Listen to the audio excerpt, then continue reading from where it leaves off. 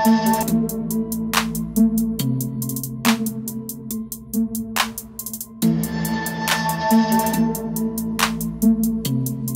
is Real Estate Guru PK TV podcast. Yep. This is Ron B. Follow me. Oh, What? go for it. Episode Four. It is June the 11th, 2018. Is that right? Yes. All right, like guys. I'm Josh in Texas. Josh in Texas. Real Estate Guru PK is the channel. Yes. And we're going to talk a little bit about real estate. We have a guest coming in later today. That's a... She's a realtor slash comedian. Gotcha. I looked her up on IG. IG. She has a lot of followers, bro. Man, 245,000. And then she had like, I think, what, how many thousand on YouTube? How many subscribers? Don't know. It's a bunch, though. It was a lot. Yeah. It was in the thousands. Yep. I'm trying to get on her level. So, what'd y'all do this weekend, fellas? It was a pretty mellow weekend this weekend, but last weekend was Costa Rica.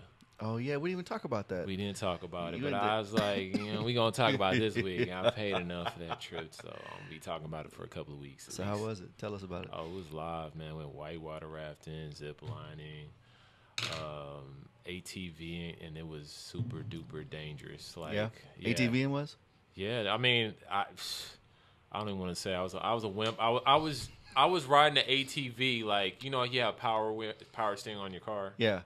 There ain't no power steering on No. the ATV. So, But like, were there areas where you could like fall off? man, you already reading my Yeah. mind. So yeah, there's areas where you can actually fall off cliffs. And I remember I was doing a little baby course, and I was kind of getting off. Then the lady came up to me. She's like, "You sure you want to do this? You know, you signed a waiver." Yeah. Yeah. That's, In other words, you could die. yeah, I think all of them were pretty dangerous. Like the whitewater rafting was live. It was live, man. So Cool. Yeah. Cool. What'd you do, Mario? I just sold my parents' house. You sold it? Yeah, I sold it. It's done deal? We're closing in 2 weeks. Cash to a cash buyer or something? Cash buyer. Yeah? Yeah. Is that what you wanted to do? That's what I wanted to do. It was like a couple of people that was hitting on my father to wholesale it for him. And I was like basically trying to cut out the middleman. Yeah. And so he could get all the money. Gotcha. But yeah, I'm not making no money off of this house. I'm just doing it for my parents. So, tell us a little bit about if you want to. No, that's tell us cool. about the house and what you think it's worth and The house is a 3-2. It's a 322. The AC is really good. That's like the most solid thing about the property. yeah. I mean, my parents, they have like my mom is Mexican and my dad's Panamanian, so they have like a Hispanic feel. Yeah. So they have like, every room has Spanish tile. Yeah, has Spanish tile. But when nowadays you want everything to be the same floor. Like, you want like laminate or wood everywhere, and then you want tile in the restrooms and the kitchen, but you want all that to be the same. Like, you want the laminate wood to be the same, and then you want the tile to be the same. That's what I was trying to explain to my parents. If my father would have fixed his roof, he probably could have got it on a conventional or FHA loan, but because the roof is so old and it's not in good condition, we had to sell it to an investor. Gotcha.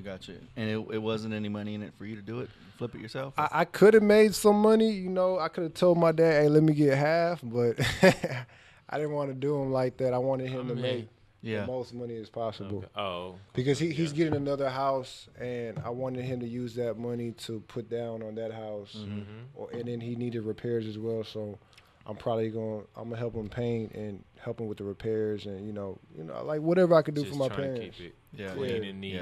Yeah. Not Cool. too messy. Cool. So what else did do this weekend? What else we did? I think that was and then I got another buyer. I got another buyer for the condo that I'm selling as well. Yeah, you having a hard time with that condo, huh? Man, I'm having. These are real estate woes 101. The previous owner, she just gave me a headache. She thinks she knows about real estate, and so we transferred the deeds to my LLC, and she thinks she can do stuff where she can get the property back, and she can't do that. Yeah. So once she transferred it to my LLC, there's nothing that she can do unless she gives me money to sell it. Yeah, to sell it back to her. But she thinks she's smarter than me or smarter than my people. Mm-hmm. And well, that's the good thing about, and we'll talk to the our guest about contracts. Yep. Contracts are important. Legal process is important. Mm-hmm. I didn't. Me personally, I didn't do too much this weekend. I played poker last night with the fellas. Oh, you did? Yeah, so we played poker and had a couple drinks and talked that fella talk, I saw you on, I think you went to a beach with Mason or something like that. Oh, I played golf. Oh, you played golf? Yeah, I took him to play golf for the first time that was Saturday. Cool. That was cool. Yeah, so we went out and played golf a little bit, and that was it. He enjoyed it. I didn't think he was going to like it as much as he did, but he was like telling us to be quiet when the next guy is trying to hit the ball. He's like, shh. Your next Tiger Woods, quiet, right? Quiet. I don't know. We'll see. Yeah. I'm gonna let him pick it up and play. See what he. You trying to push him in any direction, like a LeBron James direction or the real estate guru direction? Or you think there's anything you're gonna like push him towards? I think as long as I can show him hard work. Yeah. Doesn't matter what agree. he decides. I totally agree with that. So he may be, I do know he picks up my wife's side. He's kind of an emotional watch boy. what you say. Yeah, no.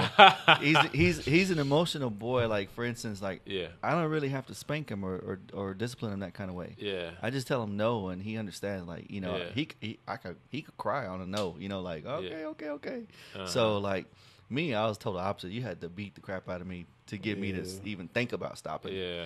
So, but I think it's a good thing. So we'll see. He's got a lot of. He has my impatience. I'll tell you that. Like, he has no patience for nothing, and that's a bad thing. Mm-hmm. It's probably my weakest link is patience. Like, I sit there, I get like 200 degrees hot on the simplest, littlest little thing. So I'm hot now. But that's all I did is play golf, play poker, and last weekend when you were at Costa Rica, yeah, we had a big crawfish thing, some family in town, so that was fun. So 2 good weekends in a row. That's good. No complaints. No complaints. Mm-mm. So, throw a topic out there and let's talk about it. Who's gonna go first? Mario, go ahead. Let me talk about LLCs real quick. I think as a people, we try to, when we start a business, we try to get everybody involved. We try to get all our friends. We try to bring everybody with us. And I feel like you just need to worry about yourself. Like, you need to transcend yourself and then bring everybody with you. So if you have all these multiple partnerships with all these different individuals, you're going to split it 3, 4, 5, 6 ways together. And then you have people that are not holding up their weight, but then they still expect everything to be split out evenly. So if everybody doesn't have the same resources, have the same money, or is not going to distribute everything evenly, why would you do that to yourself? Like, why don't you just go start your hair business by yourself? Why don't you start your real estate by yourself? Usually it's because it's a lack of something, and 9 out of 10 times it's a lack of funds. So it's a lack of funds and a lack of confidence, and then it's a lack of they might, or they feel like, okay, well, I don't want to fail by myself. I want to fail with everybody else. But what if you succeed? Then you got to share the pot. Exactly. The pot. See, that's the thing that people understand is when you go into a partnership, it's not. I mean, people expect the old ways. Okay, we make $100, you get 50, I get 50. Yeah. But sometimes a business, like real business, it's not about getting the payout. It's about growing the company, and then you have the equity of what that company's bringing you. And then when the company gets a certain maturity, then it can start to pay you back for whatever you've done, whether it's sweat equity or actual equity you put into the company. So when it comes to real estate, it is kind of like that. When you're flipping a house, it's, are you putting up the money? Are you acting like a contractor? Are you there? Because you don't want to go into a partnership with a person on a property and then unless they're the money man, unless they're like, hey, okay, here's the money, you get it done, then there's the 50-50. There's the, I got it all done, but we used your money. And then you got to negotiate your terms. But That's something that you have to talk about from the very beginning. And LLCs are good because it keeps everything legal. I think everything needs to be in writing or discussed unless you have a really good partner that you trust. And you can say, hey, he's good on his word. But even then, you should jot it down. And if you can't get in front of an attorney, jot it down, have somebody sign it, have somebody witness it or something. But see, like I could go half with Ron all day. I could go half with Josh all day. Like I know they have the funds. I know I've known Josh and Ron for over 10 years. And then people are talking about people that they just met, and they're like, okay, well, if you got this and you got this, and I could bring this, and then everything's not equal. Yeah. Like it was just I don't want to say his name, but it was just an electrician. He's a pretty good electrician, but he's kind of gouging people out here for their prices because I know what a break, what everything costs or should cost. Yeah, he was like, okay, well, this was after my Katie flip. He was like, okay, well, your next flip, I want to go half with you. I could take care of your electricity. I have all these tools. And I have all these trucks. And in my head, I was like, okay, well, if you're not going to take care of the plumbing as well, and you're not going to take care of the plumbing and probably the roof, because I got a sheetrock guy, and then I got the AC guy for cheap. Yeah. So it has to be even. So in his head, like, okay, let me just do this electricity, and I'm gonna go half with Mario. And I'm I'm not gonna provide all this money and all my funds and all my resources, and all you're gonna do is just rewire the house. Like that's I could just go get that for cheap somewhere else. Yeah. I think that's a bad deal because you're splitting the equity of that house based upon one trade. Exactly. So it's kind of like you're overpaying for electrical. Exactly. And I feel like, cause I've heard all these different podcasts. Like I'm just hearing all these different podcasts, and they're starting these LLCs with like 4 people, and I'm just like, how are you guys gonna make money? I think it's just exactly how Josh said it about everybody has to know their role. You have a money man, you have a contract man, and and so forth. So everybody has to know a role. But what you're telling me is it's the guy is only providing one thing, and that is if he's going to do electricity, maybe he needs to do the plumbing, and he needs to do the roof stuff, and then you do like the marketing and you do all the other stuff like that way, or you're going to be selling the house, the marketing, and all setting up everything else. So I don't know how it's supposed to be set up. I went through. I was talking to a guy that both of us know. We know a guy named Jacob. All right, so. And he was talking about He was talking about he's in a partnership and he's a contractor. And I'm like, why are you even partnering with these guys? I was like, you know how to do everything yourself. You're not going to be making that much money with the partnership. But the thing, what you just said that was key is that he doesn't have the confidence to do it, and he doesn't understand money. Okay. And which is kind of, to me, it's like foreign because I kind of understand like spreads and all that stuff. But he was just like, he just didn't have the confidence, like understanding finance and how the contracts and all this stuff work. And but I was just like, dude, you're gonna kill it once you start understanding. You're not gonna need those guys. You know what I'm saying? So you know what, you saying that? I remember when I first started real estate, and I felt like I needed old dude. Yeah, I don't want to say his name. Yeah, I felt like I false needed mentor. Yeah, and then Ron kept on saying like, dude, he just kept on saying YouTube. He kept on saying, like, there's these books. There's these. There's materials out there, and this is internet age. That's because I didn't have the confidence in myself to go out there and just do it myself. Yeah. I felt like I needed somebody to have my back and, like, okay, and just hold my hand during the whole process.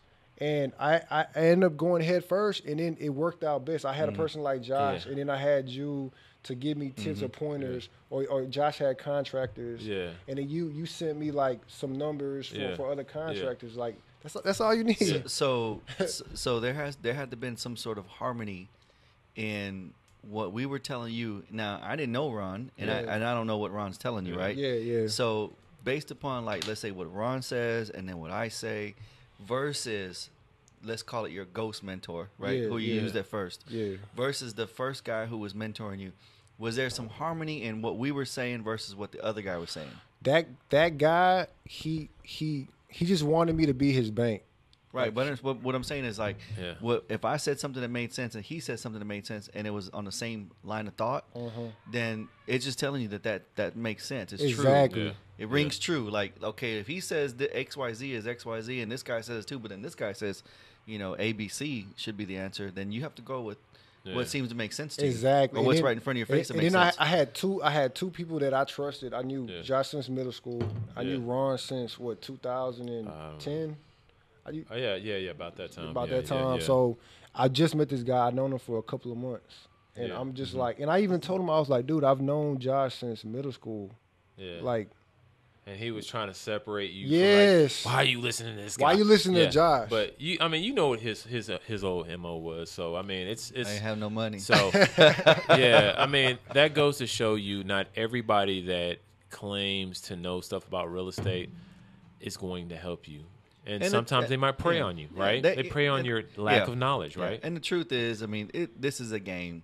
It's like anything else, man. Yeah. There's people who will make a buck to make a buck, and there's people who, like I tell Mario, from the very beginning, I said, I will help you do anything you want me to do, and I'm not here to make any money off it. I could have said, well, give me $2,000 a flip, Mario, or give me $5,000 a flip. And Mario probably would have. I would have did it. He probably would have said, okay, well, here's $5,000 to help me out, Josh. Just blah blah blah. And then I would have felt more indebted to go over there and look at the deals. And I probably saw every deal you did. The only one I never saw was the Katie flip, because it's too far away. Yeah. But I'm not in this to make money on Mario, because the truth is, I look at value down the road. Mario may be like, hey, I need $100,000 and we can buy this or buy that. Yeah. And because our relationship, I'm going to say, yeah, let's do it if it makes sense. So, or whatever. And then, I use Dalvin. I use his electrician, like I'm giving people that he knows work. So it still worked out to his benefit. So it's like, I think a lot of people, they got their hand out all the time, and they don't see like the other ways of making money or just helping out your people. Like, I know I have a contractor. He always needs, not a contractor. I have a sheetrock guy that always needs work. So I know that, okay, if I trust this person, let me send him that person. He could get work. Or or like my dad, like the new property, I'm about to give a lot of my contractors work. I'm about to go help him. And I'm not gonna charge him nothing, but I'm about to go help him. Like everybody wants to ride on the magic carpet ride. Exactly. But nobody wants to. They don't want to. They don't want to crochet the carpet together. Yeah. Wholesaling. Oh, okay. So you had something you were gonna say about wholesaling? Yeah. So we'll talk about. I was talking to this little dude that he's a social media influencer type guy, and I've been knowing him since he was real little, and so we were talking about our old days of wholesaling, because we both used to go to this. I got turned on through real estate wholesaling, not real estate as a whole, but wholesaling part. Yeah, I had no clue. Are you going to tell the viewers what wholesaling is? Wholesaling, basic. Yeah. So wholesaling is you go out and you're basically a hunter of properties that are underpriced and undervalued, that need work, that you can sell to somebody else to make money on. And you're putting them under contract, because if you're not putting under contract, you're more what we call a bird dog. Yeah. So you put them under contract, exactly, because if Mario has a house and I tell you to go buy it, I say, hey, give me $5,000. That's a bird dog fee. Yeah. So you're finding houses, you're negotiating prices with the actual owners, you're putting them under a paper contract to buy. And then you're flipping the contract to somebody else, an actual investor who's going to fulfill that contract and buy it. Exactly. So the investor then gives the wholesaler a fee, an assignment fee for that contract. So there's a lot of math involved. There's a lot of work involved, because I can go a lot of marketing. I can go out and get any house under a contract, but can I sell it? You got to be able to market immediately after you get it under contract. You have to start marketing to your cash buyers. And what makes the house sell quickly is the numbers. If the numbers make sense, and any real estate investor who does his math and knows his numbers, and if the numbers are there, they'll buy it sight unseen. If the numbers are there, if they're solid, like again, go back to that same old $100,000 house. If I can buy it for $50,000 and needs 20 grand in repairs, that's a home run. Any investor buys that almost sight unseen. Yeah. You know, if they have a rapport with you, they will buy it without even looking at it. So I think like I was watching some stuff on wholesaling, and this guy, he was talking about at one point he was so frustrated about wholesaling, the part of finding the buyers. Do you have any kind of method that you can think in particular? I think we've mentioned some prior, like going to the REI, the real estate investment groups. Yep. And finding your buyers. If you want to wholesale, you have to go to these groups because you have to get into their lists. Yeah, you can cash build buyers. Yeah, you can build your list, but you're talking, hard work and months of searching for people who actually. Yeah. I mean, can you think of 10 people that you could sell a house to? Nah, but You know what I mean? Yeah, Like, I mean, I utilize my resources to Yeah. find out, but I think the guy was talking about he was about to quit, and then he found out a way, and he uses what he goes is to the MLS. He looks up all the people that bought houses cash, and then he starts mailing them yellow letters. Yep, that's smart. So that's one way I've heard of. Yeah, it's real smart. I didn't think about that. And then of course, if you're locating the properties, you're looking for absentee owners. Man, Absentee owners. I think that was like a little bit too much information, Ron. No. It might. Well, yeah. I don't think it is. I mean, You don't think it is? because Those are the cornerstones I yeah. think that people are just Okay. confused Yeah. about. It's like I was like, well, how do you find these properties? And then you have to look. I think you mentioned a few things last week about how you find it, but absentee owners, people that have just passed away, and all this other stuff, and you talked about mailing out these lists and stuff like that. Yeah. So I mean, because you have to give the audience. We're gonna need to give the audience like some gems, right? Yeah. Yeah. Exactly. Like some bling. Well, I'm gonna give him a real quick gem. If you could get a hold of a divorce lawyer, man, you got. Oh, that's a good one. I never thought about that. You got right? treasure. Yeah. You got coins. Wow, I never even thought about that. Yeah. I bought my house from a couple going through a divorce. The house I live in. Yeah. And it was undervalued. Way undervalued. So yeah. that's a good one. That is, so, right? Yeah. So when you're wholesaling, you're hustling to try to find properties however you can. So it's marketing, it's mailing, it's putting out bandit signs, it's sending out letters, it's networking. I think people haven't fully leveraged social media yet. Yeah. To find properties. I think social media is the cheapest way to get any customer or anything, just because everybody's on it. So you're finding deals and you're putting them on their contract. Now you got to know your contracts. You got to know the market. So you have to know something.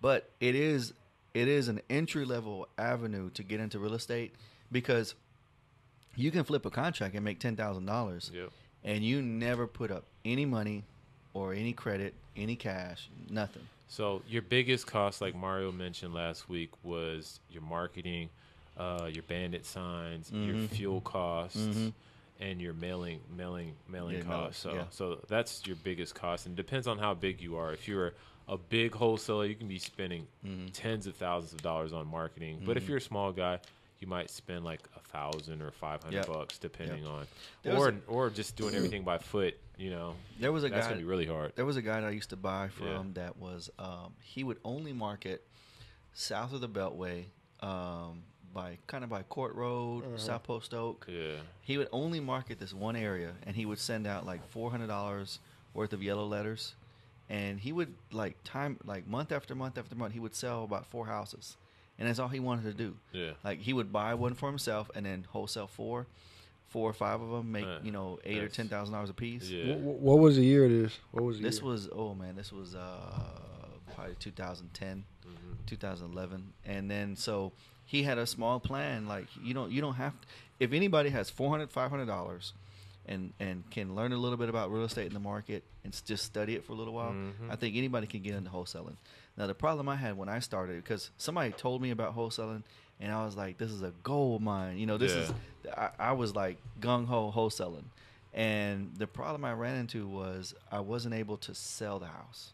I got 5, 6, 8, 10 houses in the contract, but I couldn't sell them. Yeah. Like I couldn't actually make that that whole thing come The next- around. the next the level. next step, Yeah. the next step was a sell. Like imagine if I in 1 month I think I had like 6 houses under contract, and imagine if I sold all 6 at $4,000 to $8,000 a pop. Okay, so let me ask you a quick question about that. That's outstanding.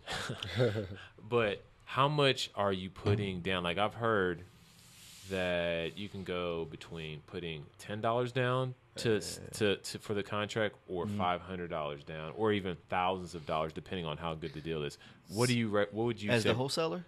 Yeah, as a wholesaler, like to put it under contract. I've heard some gurus say $10. You can put under for $10. $100. Some people say thousands of dollars, depending on how juicy the contract is, and you want to really secure it. What were you putting down? I think I was writing a check for $100. $100. Okay, that's not too bad. I just gave it to him as earnest money, and because $100 isn't. Yeah. What does that do? Yeah, but it does solidify. Yeah. I think it's more of a mental thing, saying that I know you can do 0, but the problem with 0, I think they can say it's not really a contract. But if you put the $10 down and then you send the I don't know if y'all do that, the memorandum to the courthouse or the. There's people. I didn't do that, but there are people that do that every single time they get a house on the contract. They go to the courthouse. Yeah, and they do that. Or you take that contract straight to title. Yeah. To title company. Like if you know that deal's going to sell. If it's juicy, you go to the title company, you open title on it. Yeah. It doesn't cost you anything. And so like when Mario, when I'm going to sell the house to Mario, if I don't know Mario, Mario's one or two questions Mario should ask me is it at a title company? Is it open title? And if I say yes, that means it's ready. It's ready for you to buy it. So I say, here's my title company. Here's what we're going to close at. You got cash 15 days to do it. And Mario, if he calls the title company, say, that property is open title. We're ready to go. We're ready to rock and roll. Mario is ready to buy it. That's a home run. So yeah, I've had a property where I got it under contract for $25,000. It needed like. Was that the fraudulent one? No. Oh, okay. This was the one that it was recently, and I got it under contract for 25. At first, I offered them 15 because, man, when I tell you the foundation was messed up, Like it was cracks, like probably this big. Like you couldn't even put tile down. Like you would just have to put carpet everywhere. Yeah. If you left it alone, and so I was at the time, I was trying to get a hard money lender. I should have just gave him cash or whatever. Yeah. And so when I finally got the hard money lender ready, he backed out. And man, it like hurt my heart, man. So that's what I was talking about. So if you send get a memorandum from the courthouse. I got a memorandum. Well, so, then he can't sell it to anybody else. He told me that he's gonna rent it out. So in the future, whenever he decides he wants to sell it, he has to go through me. Exactly. Yeah. So you just tying it up. I'm just gonna tell him like, hey, just sell it to me, or you gonna. I'm gonna tax him, dude. I'm gonna tax him probably like $5,000, like seriously, because I know there's like at least. Why don't you cover your mic when you say that? No, I'm just kidding. There's like at least $50,000-$60,000 of equity in that property. So I know, like, if I sell it, I can even wholesale it and still make a quick 15. I mean, there's deals all over the place. You don't have to focus on like. No. I mean, it's not what I'm like. I can't wait till he calls me. Like, no, it's deals. I'm on to the next. Like, regardless, I'm on to the next deal. I'm on to the next deal. I'm on to the next deal. Exactly. That's the goal. But it's like you can't have all your chips in just this one deal, and then it falls through, and then you just give up in real estate. You just got to keep it pushing, like period. Yeah, I tell Mario that all the time. I said, don't get emotionally involved in a property. Oh man, I take them like to heart a lot, man. Like I do. Like, I feel devastated. I just feel like I let a lot of people down. Like I feel like I let my wife down. I feel like I let my parents down. Cause I like you envision all the stuff you're gonna do with the money. Yeah. You're like, okay, we gonna go celebrate. We're gonna go out to eat. We just gonna celebrate, Yeah. And all that stuff, fell through the window. So it is what it is. I got a weird question for you. Unless you about to say something? Go ahead. All right. I was thinking about this, and I had to break this down in my head. How do you think Trump made his money? I don't know. I mean, it's documented for us to read, but I've never read the story. Have you seen the Netflix documentaries?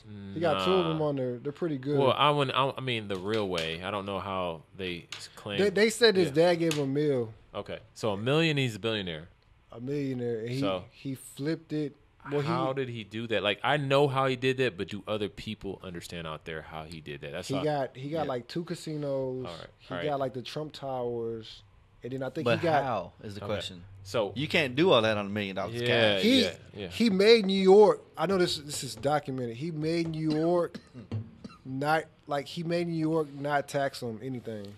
That's so that was a strategy I read about one time. Yeah, he would because he's creating taxable revenue for the cities. Mm-hmm. So he would say, "Hey, I'm going to build this property here," but he would forego the tax for so many years. Mm-hmm. Like they wouldn't tax him for 3 or 4 or 5 years. Nothing.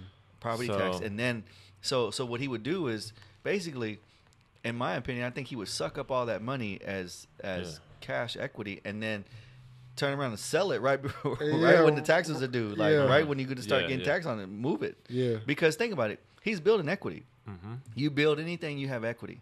So you build a house, there's equity there because it costs less to build it than what it's really worth. Exactly. So if you build an apartment complex, if you build a high-rise building, if you spend $10 million on a high-rise, and then when you're done with it, and now it's a revenue-generating hotel. That's exactly it's what worth I was twice getting as at. Much. So this is exactly what I was getting at. Is what Trump did is what we're trying to do on a smaller level. So he builds something, it grows in equity, and what he does is he refinances, takes the capital out, and he does and buys another property. He keeps doing it. Mm-hmm. He did it on a larger scale with larger buildings, and he's just doing the same thing. And this is how these, like, if you look around, even in Houston, how these people become millionaires and billionaires because they keep pulling their capital out when it grows in equity, and they buy more crap and keep doing it. It's like an ever-ending cycle. So, do y'all watch 30 for 30? No, I don't watch. He was on 30 for 30. It was called Small Potatoes. He basically brought a football team, I think, on like the XFL, like you know that league, league that they had, that was in competition with. Yeah, I get an example of that. Y'all ever heard of the dealership Mac Hike? Yeah, Mac Hike Ford, Mac Hike Chevrolet. Yep. So that guy, you can do the same thing with businesses. Go ahead. Well, hold on. Yeah. That guy makes $100 million a year selling cars, right? Yeah. He said that's a side business. Wow. Well, his main business is real estate. So if you go down I-10, you see Mac Hike Realty. Yeah. Mm-hmm. There's 30-story buildings, Mac Hike Realty. Another 40-story building, Mac Hike Realty. Yeah. So if you think about that, I mean, Mac Hike is a good example of somebody who's created a business, right? That's cash flowing, and then using money and investing in real estate. Yeah. Those properties, all those dealerships where they're at, I'm almost sure he owns all the property. Yeah. So, and then he owns a whole bunch of mid-rise buildings all up and down the energy corridor. So it's just showing you that it's possible. He knows money. Mm-hmm. He knows money. He knows if he buys a dealership, how much it's going to make, how much it's going to spend off, how much loans he can take out, and how much interest rates. This guy just understands he knows money. Yeah. And that's what I tell people. Just like start understanding like finance. Mm-hmm. When you're getting into like real estate, I think a good starting point is like to understand terminology. Yep. Weird terminologies, because I think the thing that intimidated me the most about real estate was terminology, amortizations. Mm-hmm. You're talking about ARV. What's an ARV? And then you're telling me something else. Mm-hmm. And then, Yeah. Because, when you say run the comps.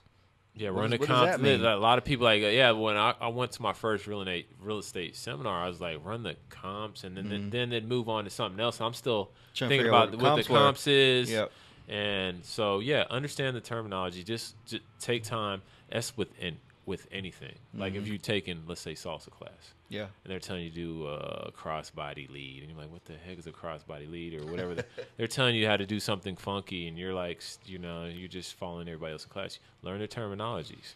Yep. So. What does comps mean again? Like comparisons? What's comparables? Comparables. Yeah, I was like, comp. Yeah, I forgot. I had a brain fart, but it's comparables. Yeah, so you know what it means, but I was like, I always said I was comparison, so it must mean comparisons. But you're comparing the prices of the properties in the area. So, talk a little bit about. So anyway, going back to wholesaling, it was just it's a hard thing to do. I mean, you have to be 100% focused on that, and that's a full-time job. Yeah. Because it includes selling, marketing, and then all the other stuff that you got to do. And then you really have to have tough skin. Like you can't let like the small L's affect you, and then you're gonna waste your gas. You're gonna waste your time. Like that's gonna happen. Like, well, I think you can become more like the way this guy he was describing it. He's like, I was just about to quit, and then I hit on the right thing. That's how life is. It's like, for it depends on how much endurance you have. Like in a business, there's a time where you might be able to have a breakthrough, and you quit right before you get to it. You know what I'm saying? So, like what he was saying, he was driving around he's spending 45 minutes just a weekend doing these bandit signs, and he was barely, and then he was spending all his time showing these houses, and then nobody was buying them. And so that was the thing, just what you just said. He was finding them, and he couldn't sell them because he was trying to sell them to the wrong people. Yeah, exactly. You got to get, because people will come out there and look at it all day. I was one of those guys. Wouldn't even make them an offer. Yeah, right? I was one of those guys. I go out there and look at it, I'd be like, this is a really good deal. But I'd be like, well, I ain't buying it. I talk that talk, and it really what it is just the circumstances weren't right for me to buy it. Yeah. So, this is a long time ago, but I would look at it, and it's part of my study. Yeah. Like I would literally go look at the house. And this is a smart thing to do. I would literally go look at the house as it was a wholesale deal, right? And then I would check back on the house in a few weeks to a few months. I'd drive by it again and see if anybody's working on it. And then I would wait again and look at it listed on HAR and look at what they listed it for. I was like, so that house, it was $89,000, and now it's listed for sale for $179 or $159. And then I'd wait again and see what it actually sold for. And then I used to have a book, and it was, each page in that book was a house that I saw. I looked at the listing price, and then I kind of figured out what it called. Like I compared my idea, like, okay, I would probably think that house take $42,000 to fix, and then I would go back and look and say, so if I had actually did that deal, I would have made this much money. Exactly. And time after time after time, I still have the book somewhere. I can go out and look at all these houses and say, like, I would take screenshots. Yeah. Like, look, man, this house is listed for $299. Remember we could have bought it for $100. Yeah. So all that stuff it's just all part of homework. Exactly. So how are y'all guys, as far as when you're doing a wholesale deal, how are you coming up with the rehab costs? Like, how do you estimate? I listened to, was it Breakfast Club, Mark Whitaker, and he had it. I've never heard anybody come up with he does it price per square foot. Yes, that's what I do. You do that? So do you use the same number, or does he use? Yeah, $30 is right. Really? $30. He's up in northeast. That's about right. Oh, really? I was like, damn. I did it again. I remodeled. So go over that real quick. So I remodeled my restroom, and based upon what I spent on that restroom remodel and what the square footage of the restroom is, it cost me right at $30 a square foot to remodel it. So like when Mario goes, let's do the math real quick, Mario. Got any details? Give me a house that one of the ones like Richfield. Okay. How much it cost you to rehab it? Okay. I brought it at the auction for $7,200. Well, how much was the cost to fix it? $55,000. How many square feet is it? It has, I want to say 1,300. 1,300. A little bit over 1,300 because it had $42 a square foot. Yeah. But that also included roof, foundation, everything. Everything. So it's $42 a square foot. So I look at everything like math. If it costs me $30 to $40 a square foot to renovate a house, and if it's a nicer flip, it's more money per square foot. Like bigger crown molding and all that adds up. Granites. So when I think about it like this, I look at the property. What am I buying it at per square foot? Let's say $20 a square foot. So no, if it's at $1,200 a square foot, do you instantly multiply it times 30 and get $30,000 over $30,000? Yeah. Really? And it gives you a good solid basis. Wow. All right. Yeah, I think if you're like one of my contractors, he told me if you're all in at $80,000, that's a great deal. Like if you get the property for like.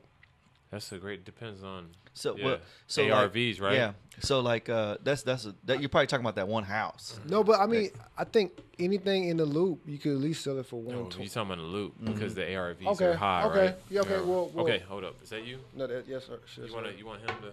What? Well, I'll be back. Is she out there? I think so. Okay. So going back, Ron, Yeah. when it Hello? comes to price per square foot, Yeah. think about this. I'll look up when I'm not running a full comp. Yeah. I'll look at a house and say, okay, it's selling for $120 a square foot. Okay, and let's say you can buy it for $40, and you can rehab it for $30. So you got $70 in it, right? Yeah. $70 a square foot, and it's worth $120. Yeah. $120 per square foot.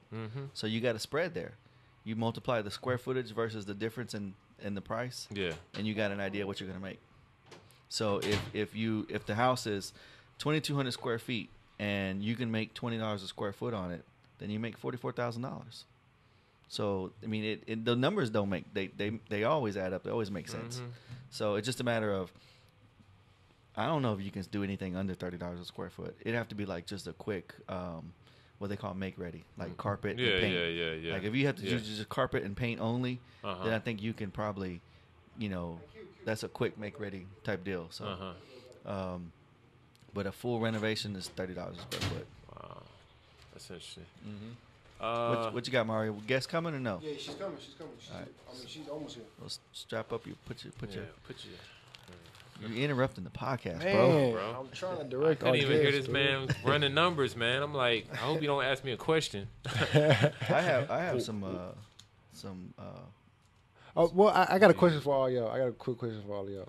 How do y'all feel before she gets here? How do y'all feel about like wives or girlfriends or your parents like discouraging you from being an entrepreneur and just keeping your job? I mean, people are gonna have their opinions about everything, right? So I always take everything into consideration, but you also have to look at people's credibility.